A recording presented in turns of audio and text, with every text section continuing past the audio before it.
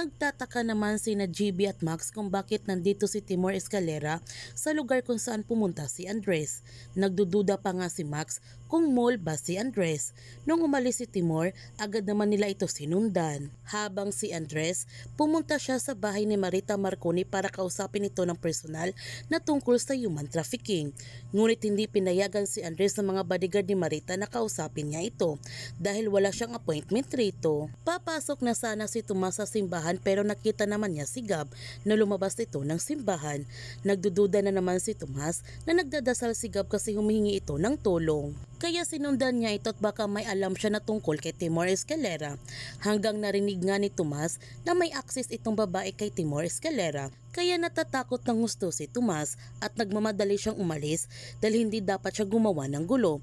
Kailangan unahin muna niya ang kanilang misyon. Nakita naman ni Gab ang pag-alis ni Tomas at pinahinto niya ito at tinanong rin niya ito kung sinusundan ba siya. Hindi naman maintindihan ni Tomas ang mga sinasabi ni Gab at bigla na lamang tumakbo si Gab dahil hinahabol siya ng mga lalaki. Nang dahil sa takot ni Tomas, tumakbo rin siya nito. Hinila siya bigla ni Gab upang magtago silang dalawa.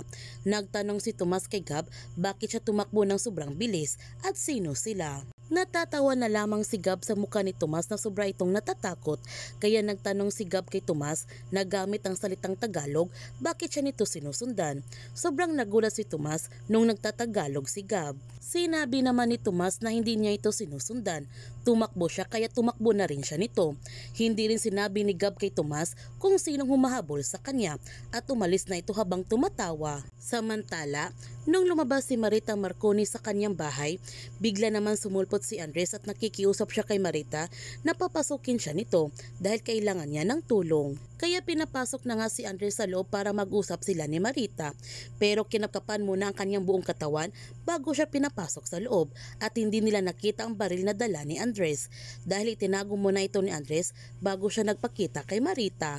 Ngunit sa kanilang pag-uusap ni Marita, nabigo naman si Andres dahil hindi maalala ni Marita kung sinong involved sa human trafficking at hindi rin niya maalala kung may nabiktima ba sila noon sa Pilipinas. At tinutusan pa ni Marita ang kanyang tauhan na huwag na nila papasukin ulit si Andres dahil may bisita sila darating ngayong araw. Habang si Tomas, kinakabahan naman siya nung sinusundan siya ni Gab at baka nakilala na siya nito at labis ang kanyang takot na doon pumunta si Gab sa kanilang hideout. Kaya agad niya itong sinundan at nagkaroon nga sila ng kaunting paglalaban.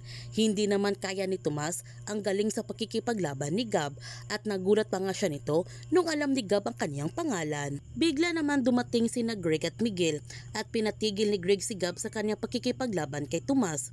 Sobrang nagulat si Tomas nung kilala nila Greg at Miguel si Gab. Sa pagdating nila GB at Max sa bahay ni Marita, sinabi naman ni Max na nandito si Andres sa lugar kung saan pumunta si Timur Escalera. Nagdududa si GB na may nalalaman si Andres na hindi niya sinasabi sa kanila.